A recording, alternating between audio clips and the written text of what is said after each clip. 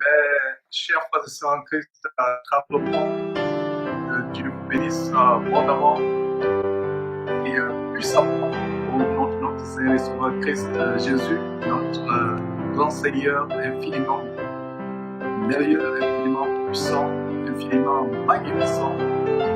C'est une joie de commencer cette section, la section 9, ou la partie 9 de notre série Un message de Dieu comme un premier.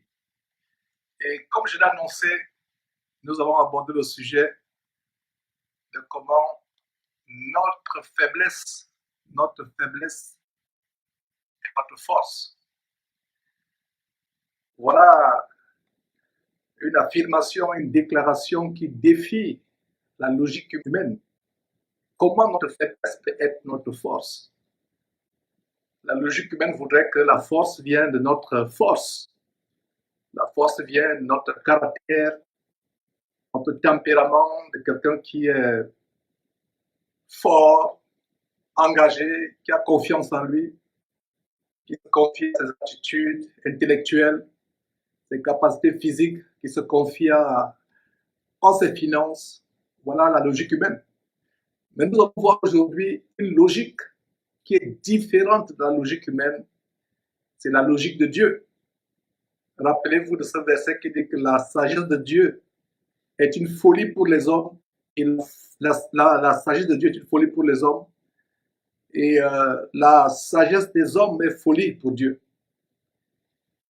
Il y a trois catégories, mes frères et sœurs, de croyants chrétiens. Il y a trois catégories de croyants chrétiens. Je vous prie de faire très attention. Je vous prie de faire très attention à ce que je vais vous dire, afin que vous puissiez vous-même discerner, reconnaître dans quelle catégorie vous appartenez. Alors, il y a trois catégories de chrétiens. Je ne parle pas des gens en général du monde. Je parle des chrétiens parce que ce message s'adresse aux chrétiens. Ce sont des messages d'encouragement à ceux qui professent être chrétiens, à ceux qui ont accepté Jésus-Christ comme leur Seigneur et Sauveur. Alors, il y a trois catégories de croyants chrétiens. Et encore, je vous prie de faire très attention à ce que je vais vous dire, afin que vous discerniez vous-même dans quelle catégorie vous appartenez. Alors, il y a une première catégorie de chrétiens, des chrétiens qui sont très forts, que ce soit physiquement, mentalement. Ils sont très forts, pardon. Ils maîtrisent la Bible. Ils aiment beaucoup, ils jeûnent, ils maîtrisent la Bible. Mais il y a un problème. Ils ont trop confiance en eux-mêmes.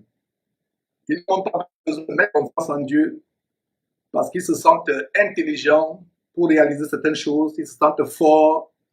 Ils ont peut-être les moyens. Ils ont un bon boulot.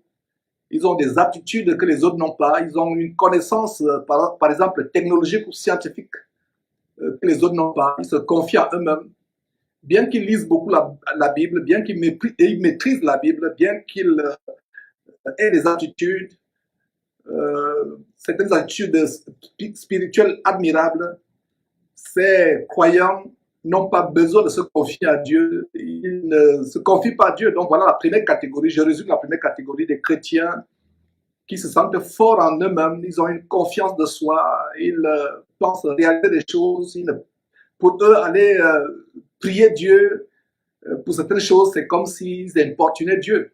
Ils se sentent tellement autosuffisants, ils se sentent indépendants, ils se sentent comblés des atouts, des habilités, des capacités, que ce soit intellectuelles, que ce soit physiques, mentales, matérielles, au point où pour eux, aller prier, c'est quelque chose d'anormal. Donc, ils sont autosuffisants, ils se sentent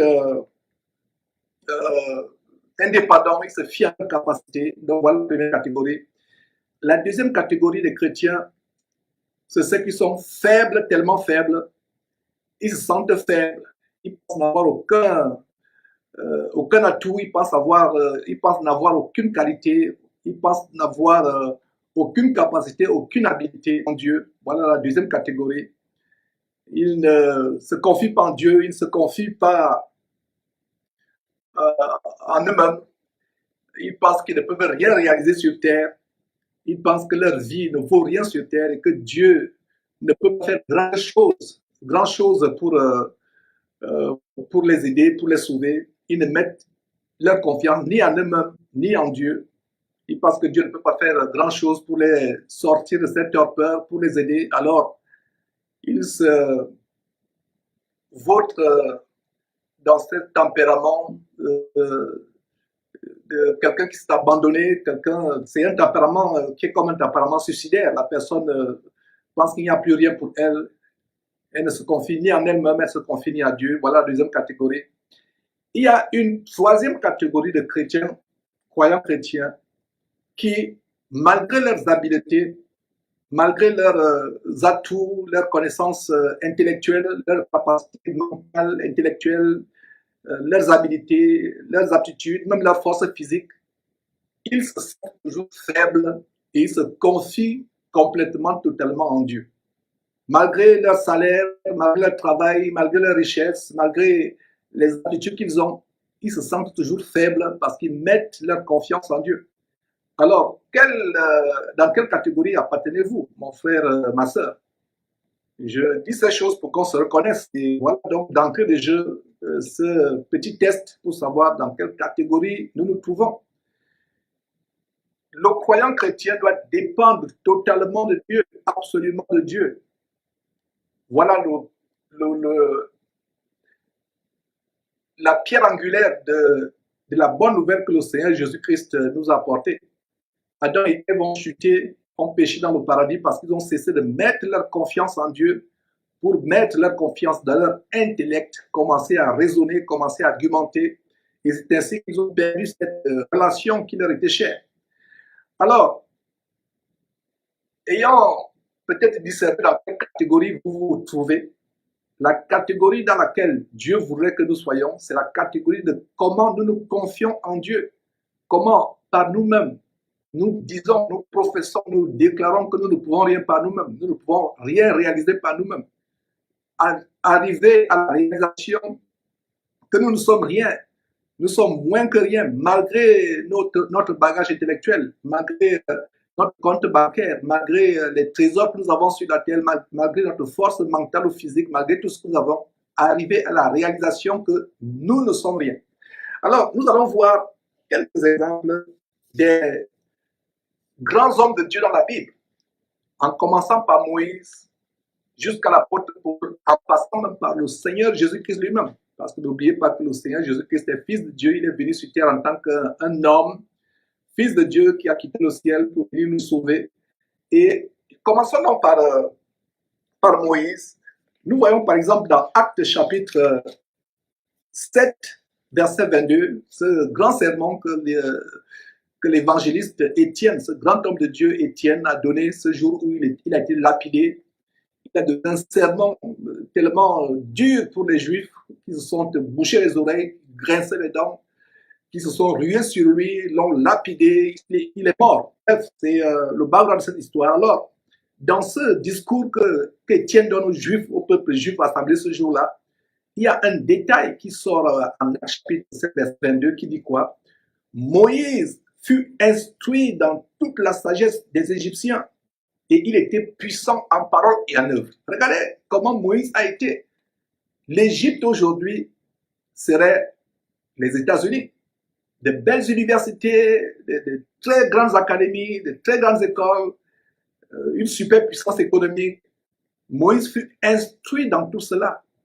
Et si vous lisez dans le livre de la foi, je vais le chapitre de la foi, le chapitre que j'intitule le chapitre de la foi, qui nous montre les œuvres de la foi, comment elles sont accomplies par ceux qui nous ont précédés dans la foi. En Hébreux chapitre 11, on montre comment Moïse a abandonné tout cela. Il a regardé les trésors de l'Égypte comme de la boue, parce qu'il a les yeux fixés sur la rémunération qui devrait être disponible par le Seigneur Jésus-Christ. Plus tard, Moïse voyait déjà ces choses. Alors, nous voyons comment, en Actes chapitre 7, notez ce verset, mes frères et sœurs, verset 22, Moïse fut instruit dans toute la sagesse des Égyptiens et il était puissant en parole et en œuvre. Regardez ce qui arrive à Moïse. Quand Dieu l'appelle pour le servir, il a 40 ans. Moïse a 40 ans, un homme fort, au point où un seul coup de poing pouvait terrasser un Égyptien, le tuer. avec un seul coup de poing, il tue un Égyptien. Il était puissant en parole. Mais qu'est-ce qui va se passer? Le Seigneur Dieu va dire, Moïse, malgré toute la sagesse que tu as acquise en Égypte, malgré toute la force physique que tu as, malgré toute la connaissance, tout le pouvoir que tu as, je n'aimerais pas t'utiliser avec tout cela. J'aimerais t'amener à être purgé pendant 40 autres années. Donc, quand Moïse est appelé à servir Dieu, il a 40 ans. Il est un homme puissant. Un seul coup de poing, il tue un Égyptien. Il était puissant en parole. Alors, le Seigneur Dieu appelle Moïse, pas pour que Moïse le serve immédiatement. Le Seigneur Dieu réalise ceci. Il dit, si tu me sers avec ta sagesse, avec ta puissance, avec ton intellect, mais la gloire ne me reviendra pas. Quand je délivrerai mon peuple de l'esclavage en Égypte, tu risquerais à prendre la gloire, tu risquerais d'usurper la gloire. Alors qu'est-ce qui se passe? Dieu purge Moïse pendant 40 ans. Cet homme qui était puissant en parole, qui était tellement éloquent, est-ce que vous voyez quand il arrive 40 ans plus tard, âgé de près de 80 ans, il dit à Dieu, Seigneur, tu m'envoies chez ce peuple, j'ai la langue facile. Pourtant, quand il quittait l'Égypte, comme le Saint-Esprit révèle à Étienne qui parlait au peuple ce jour-là en Actes chapitre 7, verset 22, il était puissant en parole. Mais après 40 ans de brisement, après 40 ans de purge dans le désert, un homme humble, il n'est plus fort, il est humble, parce qu'il fallait que sa confiance se repose totalement à Dieu, en Dieu. J'espère que vous commencez à comprendre là où je vais vous amener. Moïse était puissant, et où Dieu amène Moïse par ses 40 ans, Jéthro, son beau-père. Il n'y a pas plus brisant, il n'y a pas plus humiliant pour un homme de vivre chez ses beaux-parents. Et peut-être toi qui me suis, qui vis chez tes beaux-parents encore, tu vas comprendre, tu vas dire, mais tu as raison. Il n'y a pas plus humiliant pour un homme qui a épousé une femme de continuer à vivre avec cette femme chez les beaux-parents. C'est un déshonneur. Et bien des fois, vous serez la risée. S'il y a par exemple quelques échauffourées dans la famille, on vous rappellera que vous êtes chez nous. Alors qu'est-ce que vous faites pour aller avoir votre domicile à vous? Regardez comment Dieu brise Moïse. Il envoie vivre chez son beau-père Jéthro. Ce Moïse qui était puissant. Et rappelez-vous, pour vous qui avez suivi l'étude de Genèse, comment les Égyptiens avaient en horreur les bergers. Et quelle est la profession de Moïse quand il quitte l'Égypte, après avoir tué cet Égyptien?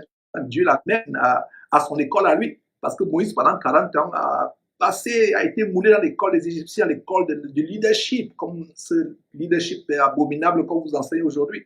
Moïse a été moulé, il a été instruit dans toute la sagesse, la connaissance. Dieu dit, non, non, non, non, Moïse, il faudrait d'abord que je te purge, il faut que je te mette un purge pour te purger de toute l'Égypte, pour que je t'amène à me servir, je t'amène à te rabaisser, à me servir.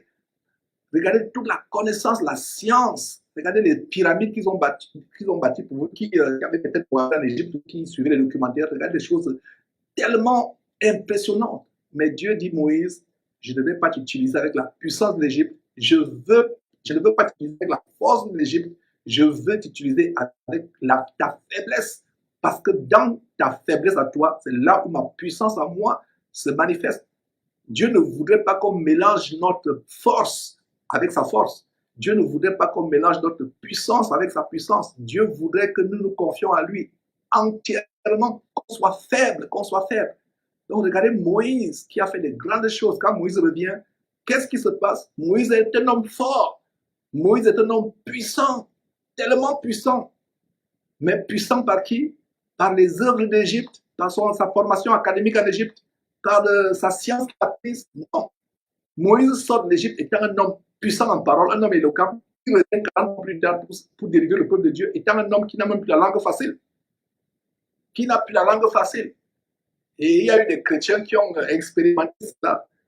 Et dans le monde, ils sont tellement éloquents. Quand il est dans un tribunal pour défendre un dossier, il est tellement éloquent. Mais quand il s'agit de parler de la part de Dieu, il devient bègue. Suivez mon regard, mes frères et sœurs. Vous savez peut-être de qui je parle. Quand il s'agit de faire des choses, la terre, il est tellement puissant, il est fort, il est éloquent, il n'a pas la langue embarrassée. Mais quand il s'agit de servir Dieu, la langue n'est plus aussi éloquente. aussi fluide comme dans le monde. Qu'est-ce qu'on apprend par cela? On apprend par cela le fait que Dieu voudrait qu'on se confie en lui, qu'on se serve avec une faiblesse. Donc, regardez ce qui se passe avec Moïse. Moïse, 40 ans, il sort de l'Égypte. Il passe 40 ans, 40 autres années pour être purgé par Dieu. Dieu purge, enlève de lui toute cette sagesse, tout cet orgueil, cette suffisance en Égypte.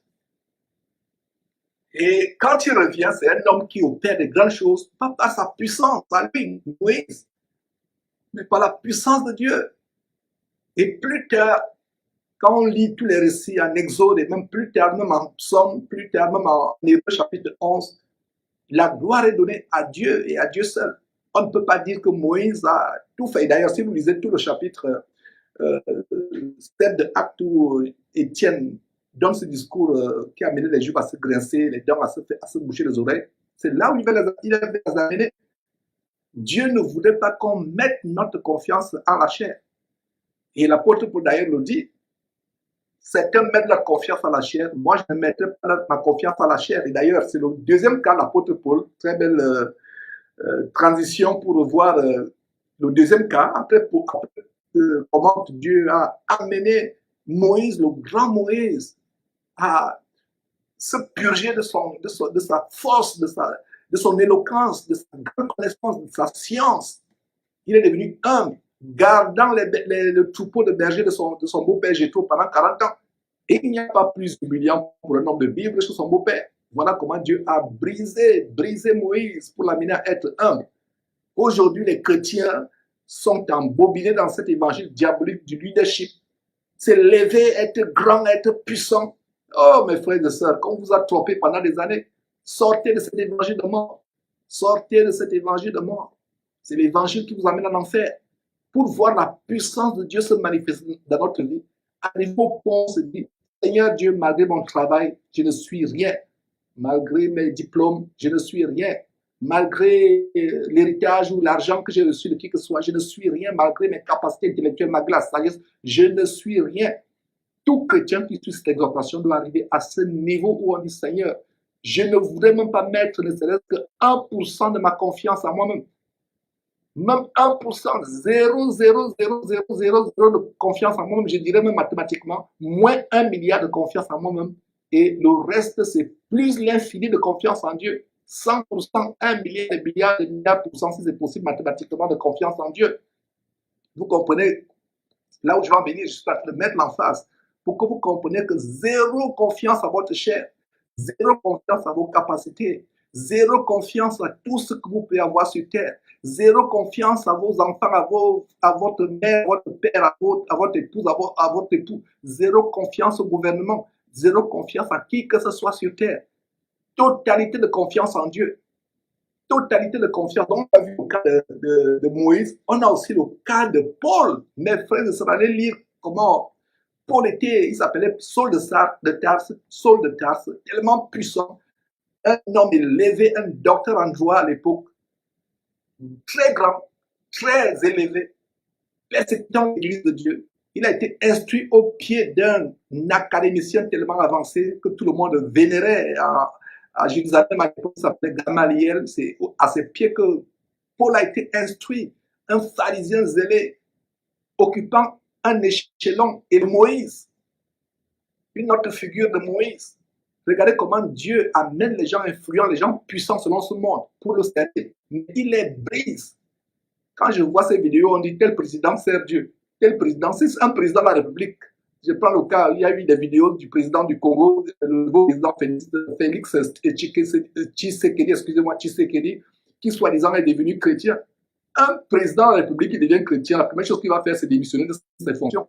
Un président de la République est chrétien, il continue à être chrétien, c'est la plus grande ruse de Satan. Parce que quelqu'un, regardez, Moïse a été, pour servir Dieu, il a renoncé à tout. Quelqu'un va me dire, mais qu'en est-il de Daniel? Oh, mon frère, ma soeur, n'argumente pas avec Dieu. Daniel était dans l'esclavage. C'était forcé. Même la reine Esther, elle était dans l'esclavage. C'était forcé.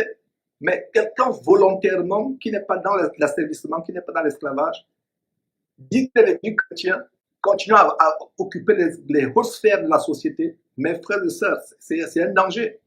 C'est un très grand danger. Alors, on a vu le cas de Paul, on a vu le cas de Moïse, j'étais sur le cas de Paul. Paul était un homme tellement élevé. Mais quand Dieu appelle Paul pour le servir, Paul n'a pas conservé son statut d'un homme élevé sur le plan social. Il n'a pas conservé ce statut. Alors, regardez ce qui arrive à Paul. Il parle de lui-même. Et dans le contexte où il avait reçu une écharpe dans la chair, il a demandé à Dieu, Seigneur Dieu, tu as enlevé cette épine ou écharpe que tu as plantée dans ma chair. Et voyez la réponse de Dieu.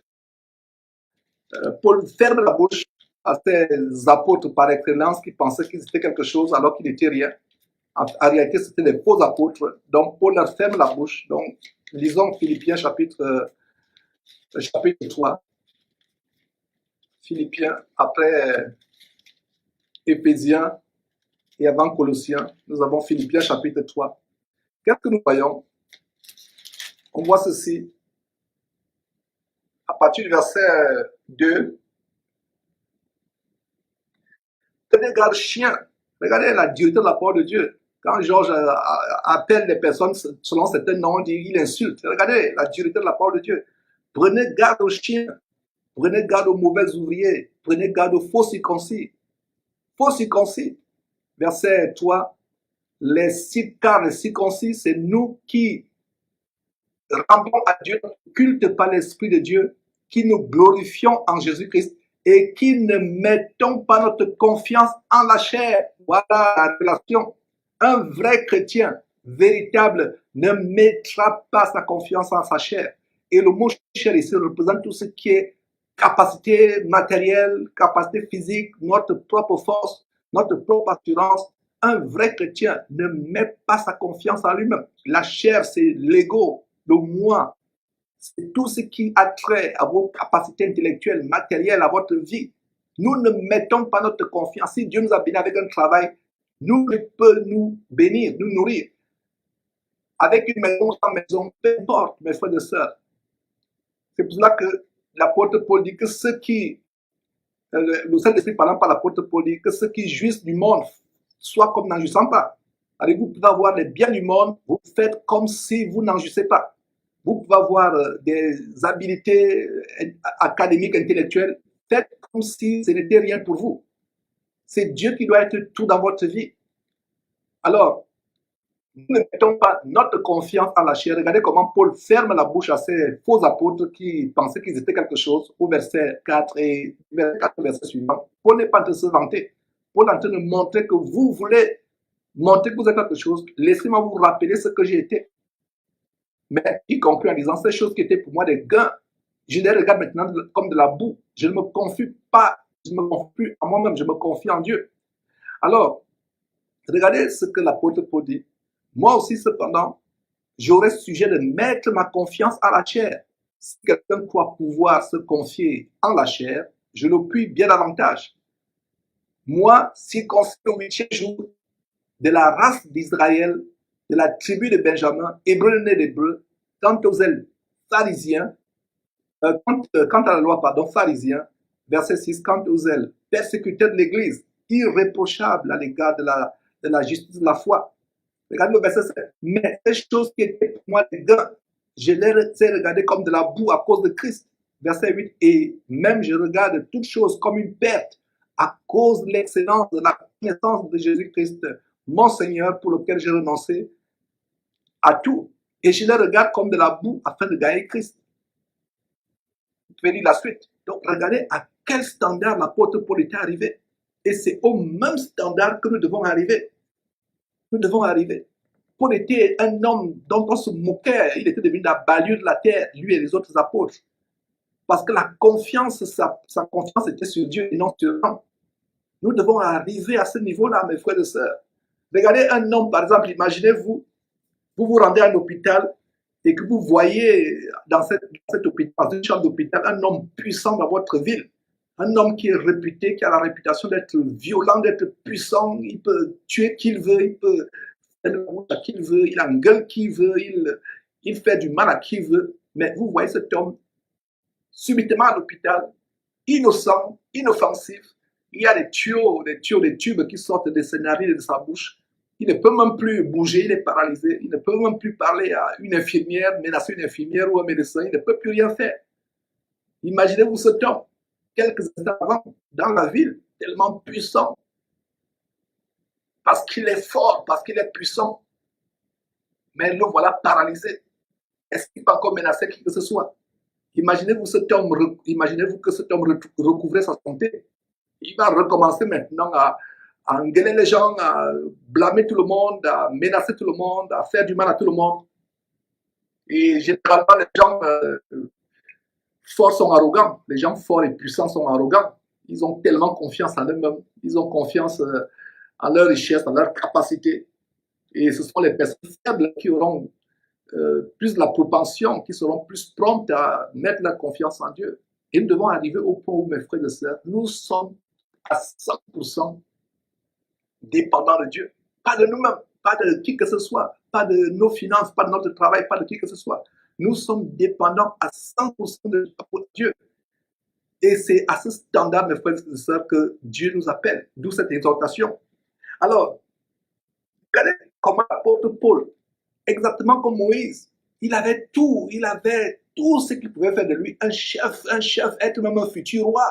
Mais il a tout abandonné à cause de qui? À cause de Christ. Et regardez ce qui arrive, d'où le sujet de cette exhortation aujourd'hui, en 1 Corinthiens chapitre 12, verset 1 à 10. Lisons rapidement les frères de ça. J'espère que le temps va nous permettre de couvrir cela. Mais je pense que l'essentiel est passé. 1 Corinthiens chapitre 12, à partir du verset 1. Qu'est-ce que nous voyons? 1 Corinthiens chapitre 12, à partir du verset 1. Plutôt 2 Corinthiens, ce n'est pas 1 Corinthiens. Il faut se glorifier. Cela n'est pas bon. Il ne faut pas se glorifier. Voilà. Le verset 1 de 2 Corinthiens, pas 1 Corinthiens, 2 Corinthiens, à partir du verset 1, il a dit, il faut se glorifier. Cela n'est pas bon de se glorifier. Quand vous glorifiez, vous prenez la gloire de Dieu. J'en viendrai néanmoins à des visions et à des révélations du Seigneur, parce que je connais un homme en Christ qui fut, il y a 14 ans, ravi jusqu'au 3e ciel. Si ce fut dans son corps, je ne sais. Si ce fut hors de son corps, je ne sais. Dieu le sait, verset 3. Et je sais que cet homme, si ce fut dans son corps ou sans son corps, je ne sais, Dieu le sait, fut enlevé dans le paradis et qu'il entendit des paroles ineffables qui n'est pas permis à un homme d'exprimer. Donc ces hommes qui disent qu'ils ont vu le ciel et l'enfer et qui écrivent des livres, qui font des conférences, d'ailleurs conférences payantes, livres vendus, c'est des faussaires. Ils sont pris par l'esprit diabolique. Un véritable homme de Dieu, s'il voit l'enfer, le paradis, il ne viendra pas vous le dire. Il ne va pas s'empresser de vous le dire. Il ne va pas s'enorgueillir. Les gens qui disent j'étais chez Dieu, j'ai visité Dieu, d'autres même font du ciel leur endroit de villégiature. Ils y font des allers-retours constamment. Tout ça, c'est de la séduction. Si vous voyez cette vidéo où les gens ont vu le ciel, l'enfer se vanter, voilà un exemple qui montre. Et l'apôtre Paul parle de lui. Il ne donne même pas son nom. Il dit, je connais un homme. Mais pourtant, c'est de lui qui parle. Est-ce que vous voyez la modestie et la sagesse ici? Donc, méfiez-vous de ces gens qui vous disent qu'ils ont vu le ciel, l'enfer pour vous escroquer, pour vous amadouer, pour vous amener dans la voie de la perdition. Et il a dit quoi? Au verset 4, fut enlevé dans le paradis et qu'il entendit des paroles ineffables qui n'est pas permis à un homme d'exprimer. Je me glorifierai d'un tel homme, mais de moi-même je ne me glorifierai pas. Il ne se glorifie pas. Sinon de mes infirmités. Verset 6, si je voulais me glorifier, je ne serais pas un insensé. L'apôtre Paul dit, s'il fallait même que je me glorifie, devant Dieu, je ne serais pas un insensé, mais je dirais la vérité. Mais je m'abstiens de me glorifier. Donc, verset 6, si je voulais me glorifier, je ne serais pas insensé, je dirais la vérité. Mais je m'en abstiens, afin que quoi? Afin que personne n'ait à mon sujet une opinion supérieure à ce qu'il voit en moi ou en ce qu'il entend de moi. Quelle humilité et quel exemple à suivre, mes frères et sœurs. Que je ne sois pas enflé d'orgueil, verset 7, et pour que je ne sois pas enflé d'orgueil à cause de l'excellence de ces révélations, il m'a été mis une écharde ou épine dans la chair, un ange de Satan pour me souffleter et m'empêcher de faire quoi? De m'enorgueillir. Regardez ce qui s'est passé au verset 8. 3 fois, j'ai prié le Seigneur d'éloigner de moi. Et le Seigneur m'a dit, verset 9, ma grâce te suffit, car ma puissance s'accomplit dans la faiblesse. Voilà le titre de cette exhortation d'aujourd'hui. Ta faiblesse est ta force. Ta force est dans la faiblesse. Car quoi? Verset 9. Ma grâce te suffit, car ma puissance à moi, Dieu, s'accomplit dans la faiblesse. Je me glorifierai donc bien plus volontiers de mes faiblesses, afin que la puissance de Christ repose sur moi. Verset 10, c'est pourquoi je me plais dans les faiblesses, dans les outrages, dans les calamités, dans les persécutions, dans les détresses, dans les détresses pour Christ. Et quand je suis faible, c'est alors que je suis fort. Voilà un grand secret que je vous communique aujourd'hui. Vous voulez être fort en Christ. Dites-vous que vous êtes faible. Ne le dites pas seulement par fausse modestie ou par hypocrisie. Réalisez dans votre fort intérieur, quand vous êtes seul avec Dieu, réalisez que vous n'êtes rien, que vous êtes minable, que vous êtes moins qu'un vermisseau, qu'un ver de terre, qu'un asticot. Vous n'êtes rien devant Dieu. Et si vous réalisez cela, que vous ne vous confiez pas sur votre capacité pour trouver un travail, vous ne vous confiez pas à la médecine pour que votre épouse ou vous-même ayez un enfant, vous ne vous confiez à qui que ce soit, mais à Dieu, vous allez faire les miracles dans votre vie. Réalisez que vous n'êtes rien. Votre force n'est rien devant Dieu. Votre force n'est rien. Pour voir la super puissance de Dieu dans votre vie, il faut arriver au point où vous dites, Seigneur Dieu, je ne suis rien par moi-même. Je ne puis rien. Je suis faible. Je suis abattu. Je ne peux rien. Regardez ce que l'apôtre Paul dit. Et je vais finir par, il nous reste peut-être 2 à 3 minutes, je vais finir par cette merveilleuse parabole de Luc chapitre 18. Allez lire cela, s'il vous plaît. Luc chapitre 18, la parabole de cette femme veuve. En fait, Jésus a pris cette parabole pour nous montrer comment nous devons prier avec ferveur, avec insistance, persistance, sans nous relâcher. Alors, il prend le cas de cette veuve, pauvre femme veuve, qui allait harceler un juge.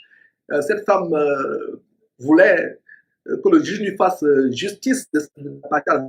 J'imagine une pauvre femme, peut-être c'est son bailleur qui la harcelait, on ne sait pas, ou alors quelqu'un fort dans la ville puissant avait pris son champ que son mari lui avait laissé ou pris sa maison, peu importe. Imaginez-vous tout ce qu'on peut imaginez-vous tous les cas de figure, comment cette femme était persécutée, harcelée, violentée par quelqu'un de puissant, une veuve qui n'avait pas d'homme dans sa maison, d'homme fort. Elle n'avait aucun dans sa maison. Il n'y avait pas de mari dans sa maison, il n'y avait pas de fils qui pouvait prendre sa défense. Donc voilà, une femme inoffensive, une femme sans défense, et elle est partie voir un juge. Cette histoire, mes frères et sœurs, est une image de l'Église. L'Église de Christ est dans ce monde inoffensive. Regardez au premier, comment j'étais les premiers croyants dans les fossés lions, selon les récits historiques qui se sont passés. Il y a des images, il y a des récits. Vous allez dans les grandes bibliothèques comme à Rome, vous allez voir des récits, comment on jetait les chrétiens faux aux lions pour qu'ils soient dévorés. On les brûlait, on crucifiait d'autres. Regardez, Jacques a été tué par l'épée, par exemple. Beaucoup ont été persécutés. Étienne a été lapidé, comme on vient de le voir. L'église de Christ est faible. L'église de Christ est à l'image de cette femme veuve. Parce que notre Jésus-Christ ne reviendra pas. Ne reviendra pas. N'est pas encore de retour sur terre. Dieu seul sait quand est-ce qu'il reviendra. Il ne reviendra qu'au moment fixé par Dieu. Et tant qu'il n'est pas encore revenu pour s'occuper de nous, nous sommes, comme on dit en anglais, powerless, sans pouvoir, sans force. Nous sommes livrés à nous-mêmes. Nous n'avons aucune puissance. C'est pour cela que nous devons nous confier en Dieu. En Dieu, Dieu voudrait que nous nous confions en lui-même. Adam et Ève ont péché quand ils ont cessé de mettre leur confiance en Dieu. L'église de Christ est à l'image de cette femme. Elle était sans défense, sans pouvoir, inoffensive, sans force. Il a fallu qu'elle aille voir le grand juge. L'église de Christ est à l'image de cette femme. Nous sommes sans force, nous sommes les balayeurs de la terre. On peut faire de nous ce qu'ils veulent. On peut nous persécuter, nous guillotiner, nous pendre, nous brûler. Nous, il y a des pays où les chrétiens meurent tous les jours. On les guillotine, on les brûle vivants, on les aller dans les pays où il y a la persécution des chrétiens, comme en Inde ou au Pakistan ou dans les pays arabes. Nous sommes sans défense sur cette terre. Dieu l'a voulu ainsi. Tu vas voir les persécutions, les tribulations. La Bible dit, c'est Jésus-Christ qui nous encourageait en disant que heureux serez-vous quand on vous outragera, quand on vous persécutera. Dieu permet ces choses pour que nous mettions notre entière confiance en lui. Regardez le chapitre de la foi en Hébreu chapitre 11, comment certaines personnes, certains croyants qui nous ont devancés dans la foi ont même refusé d'être délivrés parce qu'ils voulaient aller à la rencontre de leur Seigneur dans les lieux célestes. Certains ont refusé la délivrance. Mes frères et sœurs, j'espère que cette exhortation vous a béni. Et si vous vous êtes retrouvés dans la catégorie, l'une des trois catégories au départ, si vous vous êtes retrouvés dans la catégorie 1 ou 2, mon exhortation c'était que vous soyez à la catégorie 3, parce que la première catégorie, c'est les gens qui pensent que malgré leurs habilités, les chrétiens qui pensent qu'ils n'ont pas besoin de se confier à Dieu parce qu'ils ont tout, ils ont des habilités intellectuelles, des capacités intellectuelles, ils ont des moyens financiers, ils ont tout, ils sont riches, ils sont forts, ils n'ont pas besoin de prier Dieu pour quoi que ce soit. La deuxième catégorie, c'est les chrétiens qui sont faibles et qui disent que Dieu ne peut pas les aider, ils n'ont pas assez de foi et ils sont faibles, ils ne croient ni en eux-mêmes ni en Dieu. Et la troisième catégorie, c'est des croyants qui, malgré tout ce qu'ils peuvent avoir, des diplômes, des moyens financiers, des capacités intellectuelles, etc., ils se disent toujours être faibles parce que leur capacité, leur confiance est de Dieu. Leur capacité ne vient pas d'eux-mêmes, mais leur capacité, au contraire, vient de Dieu. Arrivons à ce standard et Dieu nous bénira, mes frères et sœurs, jusqu'au retour de Jésus-Christ, du moins jusqu'à la fin de nos jours sur terre. Continuez à examiner ces choses, mettez ces choses en pratique. C'est ainsi que vous verrez votre vie changer, transformer véritablement. Que Dieu vous bénisse.